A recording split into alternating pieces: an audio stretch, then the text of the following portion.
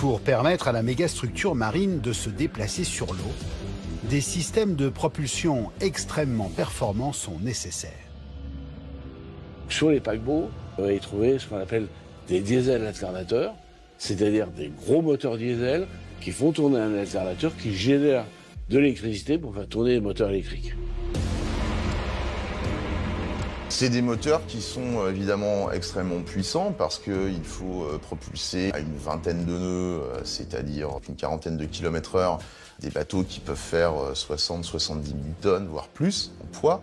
Et donc on met des moteurs qui sont gréés pour ça. La puissance, ça dépend des bateaux, mais on est entre 20 et 30 mégawatts. Donc ça commence à être beaucoup. Pour vous donner un ordre d'idée, une éolienne qu'on met à terre, elle fait dans les 5-6 mégawatts.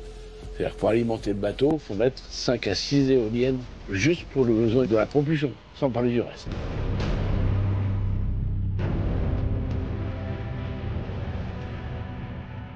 Traditionnellement, les paquebots sont équipés de propulsion à ligne d'arbre. Le moteur diesel, situé dans la cale du bateau, actionne un alternateur. Celui-ci alimente un moteur électrique qui entraîne l'arbre de transmission. L'arbre fait tourner l'hélice qui propulse le paquebot.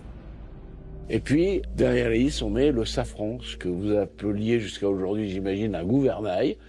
Le safran, c'est donc le plan qu'on fait tourner pour faire tourner le bateau. Alors, je mets mes deux mains parce qu'il y a beaucoup de bateaux, de gros paquebots qui ont deux lignes d'arbres, donc deux safrans. Mais depuis 30 ans, un autre système s'est imposé à bord des paquebots de croisière.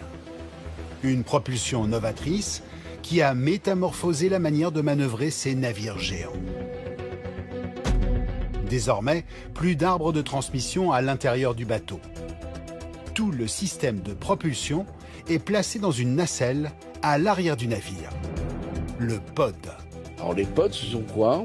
Ce sont des moteurs qui sont extérieurs. C'est-à-dire qu'au lieu d'être à l'intérieur du bateau, ce sont des moteurs électriques qui sont mis dans une nacelle qui trempe dans l'eau et qui a une hélice au bout de ce pod. L'arbre est donc déporté à l'intérieur du pod, avec les autres éléments du système de propulsion. Le moteur électrique actionne cet arbre de transmission beaucoup plus court, qui entraîne l'hélice. Le moteur est un moteur dit électromagnétique. Une fois que du courant y est envoyé, cela crée un courant électromagnétique qui fait tourner le rotor. Cette rotation entraîne ensuite l'hélice.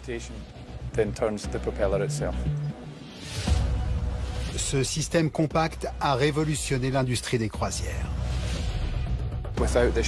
Sans l'arbre de transmission, on libère beaucoup d'espace. On ne restreint donc pas le développement ou le design du navire. La propulsion par pod permet surtout de répondre à une problématique constante pour les armateurs, l'économie d'énergie. En comparaison avec la ligne d'arbre, ce système consomme jusqu'à 20% de carburant en moins. Si vous réfléchissez au système d'arbre de transmission, il implique beaucoup de parties mécaniques en mouvement. Cela signifie qu'il y a beaucoup de friction et donc une déperdition importante d'énergie. Avec les composants qui sont dans l'azipod, il n'y a pas autant de friction et donc pas autant de pertes. L'énergie se transmet alors beaucoup plus efficacement. C'est en Finlande, dans cette usine, qu'ont été inventés les premiers pods dans les années 90. L'un des défis que nous avons dû relever, c'est l'étanchéité du système. C'est très complexe, car il y a beaucoup de parties mobiles. Et on veut éviter de mélanger l'électricité à l'eau. Nous avons réussi à développer une très bonne solution. Un système de 5 joints qui fait barrière très efficacement entre l'eau de mer et l'azipod. Bien sûr, à l'intérieur de l'azipod, un deuxième système de sécurité est installé. Un ensemble de joints appelé interespace, totalement étanche à l'air et à l'eau. Aujourd'hui, C'est encore ici que se fabriquent les systèmes de propulsion parmi les plus grands au monde. Pour les gros azipodes, ça prend l'assemblage lui-même, ça prend entre 2 mois et 2 mois et demi. Le projet lui-même, dans sa globalité, c'est à environ 3 ans. Les méga paquebots de croisière sont équipés de 2 à 3 pods d'une puissance pouvant atteindre 22 mégawatts chacun. Un azipode, ça pèse en moyenne entre 140 et 300 tonnes en fonction du modèle et de la configuration. Donc c'est assez compliqué à bouger. Ici, les pièces qu'on voit, elles ne sont pas complètement assemblées, donc elles sont un peu plus légères ou en tout cas moins lourdes. Mais quand on arrive à la phase de test, ils sont quasiment toutes assemblées. Donc là on arrive à des masses et des poids qui sont assez importants. Ces systèmes de propulsion énormes, à la mesure des super paquebots auxquels ils sont destinés, ne servent pas qu'à les faire avancer.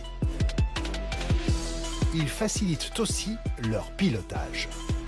L'avantage, c'est que ça fait non seulement propulseur, mais en plus, ça permet de faire gouvernail et ça permet de beaucoup mieux manœuvrer. C'est-à-dire qu'on peut presque faire un créneau comme une voiture avec un bateau de 300 mètres de long. Grâce à ces pods qui sont à l'arrière, le bateau est complètement autonome pour faire des manœuvres. Il est extrêmement manœuvrant. Dans l'univers du paquebot, le pod a transformé la façon de piloter. Les commandants de bord ont donc la nécessité de s'entraîner avant de diriger les mastodontes des mers, comme ici, dans ce simulateur extrêmement réaliste, installé au sein même de l'usine. Ici, nous pouvons nous entraîner sur un scénario très concret. C'est très facile et assez amusant à utiliser. Sébastien, le formateur, contrôle à la fois la puissance et l'orientation des hélices. Le terme azipode vient de la propulsion azimutale. Et la propulsion azimutale, ça signifie que vous avez une hélice qui ne tourne que dans un sens, qui s'appelle une hélice à traction. Quand vous commencez à faire tourner ce système, vous orientez la poussée dans la direction vers laquelle vous souhaitez aller. Donc par exemple, si je veux virer à tribord, je tourne mes azipodes de manière à ce qu'ils tirent la poupe du navire à bâbord et la proue va à tribord. Orientables à 360 degrés, les pods offrent une nouvelle fonctionnalité étonnante au paquebot. Freiner, presque aussi efficacement qu'en voiture. Nous pouvons arrêter le navire avec une rapidité déconcertante. Nous allons bientôt entrer dans le port. Notre vitesse est en train de réduire, on est à 5 nœuds et ça continue à baisser. Et quand on arrive à 5 nœuds, on peut actionner le frein. Ça signifie qu'on fait tourner les azipodes facilement et en toute sécurité, jusqu'à ce qu'ils soient dans la direction opposée à celle du bateau. Donc la poussée va nous permettre de réduire notre vitesse. En tournant les pods à 180 degrés quand le bateau passe sous les 10 km/h, la propulsion s'inverse. Le paquebot est tiré dans le sens opposé à sa direction, permettant un freinage rapide du navire. Cet équipement permet au paquebot de manœuvrer en autonomie dans les ports, sans l'aide de remorqueurs.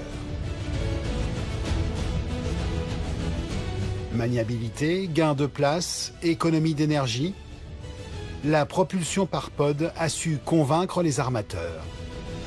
Plus d'une centaine de paquebots de croisière dans le monde sont équipés de ce système.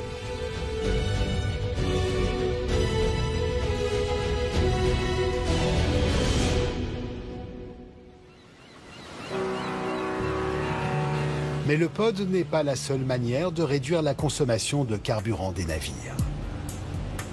Ce paquebot norvégien, équipé d'une propulsion à ligne d'arbre, a lui aussi su se moderniser. Dans la salle des machines du navire, construit en 1993, c'est un système flambant neuf que le chef mécanicien surveille. Après 6 mois de travaux, le bateau a été équipé de batteries qui peuvent compléter le fonctionnement des moteurs. En ce moment, nous avons les moteurs principaux 1 et 2 qui tournent. Ça passe par cette boîte de vitesse. La ligne d'arbre produit de l'énergie grâce à un transformateur. Puis cette énergie est distribuée à la partie hôtel ainsi qu'à tous les autres équipements à bord. Elle servira en plus à charger les batteries. En fait, cela fait beaucoup de possibilités. En marche, les moteurs diesel du paquebot entraînent un alternateur pour produire de l'électricité. Celle-ci alimente le système de propulsion, mais permet aussi de recharger les batteries. Quand les batteries sont pleines, les moteurs peuvent être coupés. Les batteries envoient alors de l'électricité vers le système de propulsion, permettant de faire avancer le navire. On peut avancer entièrement grâce aux batteries, mais pour un temps limité et en fonction de la vitesse du bateau. En moyenne, si on avance à 25 km/h, on peut tourner sur les batteries pendant 30 minutes à 1 heure. Cette nouvelle fonctionnalité est essentielle pour permettre au paquebot de naviguer dans certains fjords protégés. Le reste du temps, les deux packs de batteries, chacun de 1120 kWh, permettent surtout de compenser les pics de consommation. Les batteries viennent alors compléter les moteurs lors des moments les plus gourmands en carburant, comme une accélération ou du mauvais temps. Elles fonctionnent de concert avec les moteurs pour maintenir une consommation stable de carburant. La plupart du temps, on utilise les batteries pour les manœuvres, qui nécessitent à la fois les propulseurs principaux et les propulseurs d'étrave. Quand on a besoin de plus d'énergie, on utilise celle fournie par les batteries plutôt que celle du moteur. C'est aussi un système de secours. Si jamais on tombe en panne et qu'un des moteurs ne tourne plus, les batteries prennent le relais. Elles alimentent le système de propulsion. En diminuant l'utilisation des moteurs, l'hybridation du paquebot a permis de réduire de 25% sa consommation de carburant. Une économie non négligeable car les navires de croisière sont d'importants consommateurs d'énergie. Et celle-ci ne sert pas seulement à faire avancer le navire.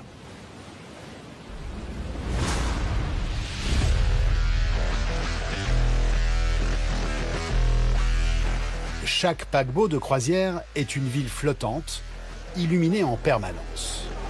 Et comme une ville, le navire est équipé d'un réseau électrique impressionnant. Pour que le bateau tienne toutes ses promesses de divertissement auprès des passagers, une quantité considérable d'énergie est nécessaire. Les paquebots de croisière utilisent un carburant d'origine fossile. C'est ce carburant qui va leur permettre d'avancer sur l'eau, mais c'est aussi ce carburant qui va leur permettre de produire de l'électricité, qui va alimenter tous les services à bord. C'est-à-dire alimenter les systèmes de sécurité, les portes, les ascenseurs, la climatisation, qui est un poste extrêmement important sur un navire à passagers. La climatisation est peut-être un des postes, le poste le plus gourmand après la propulsion. Et puis faire fonctionner évidemment les fours dans les cuisines, faire son eau chaude, etc. Les paquebots modernes ont des réseaux de communication interne qui valent ce qu'on peut trouver dans les entreprises les plus évoluées technologiquement. Il y a de la télévision, du téléphone, du Wi-Fi, de l'Internet qui passe à travers tous ces réseaux. Donc c'est vraiment un défi technologique.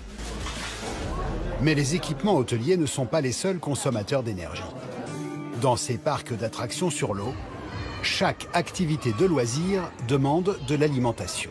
Les zones récréatives sont des zones qui ont besoin d'électricité, que ce soit pour faire de la musique, de la lumière, faire tourner des manèges, ou Dieu sait quoi. Donc il faut adapter l'usine de production d'électricité du bord à servir tous ces besoins.